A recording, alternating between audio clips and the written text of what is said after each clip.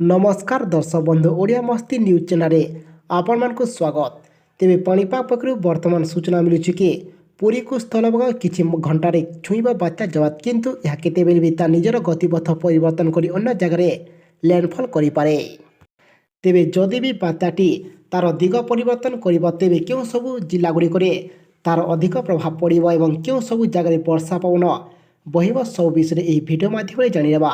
ता पूर्व जदि आम चैनल को प्रथमे आसिचंदी तेबे आम चैनल को सब्सक्राइब करी पाखरे थिबा घंटी चिन्ह को देबे ऑल नोटिफिकेशन दबाई दियंतु काहेकि ना आमे जेबे भी एमिति वीडियो आनिबो आपनक पाखरे पहुंचीबो सर्वप्रथमे। तो फ्रेंड्स बात्या जवात एबे घंटा प्रति 32 किमी बेगरे गति करछि एवं उपकूलमय हेउछि जाकि बात्या आज संध्यारू आसंता काली पर्यंत स्थलभाग छुईबो बात्या जवात। तेबे बात्या वर्तमान गोपालपुर ठारू 270 एवं पारादीप ठारू 360 किमी दूर रही बात्या।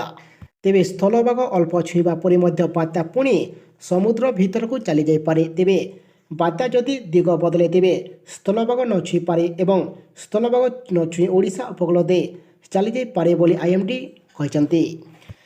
एवं बात्या संपर्क में प्रेसमिट करी एसआरसी प्रदीप जेना कहचंती जे 10 ରୁ 11 घंटा मध्य गभीर अवपात नहीं पारे बोली सूचना मिली।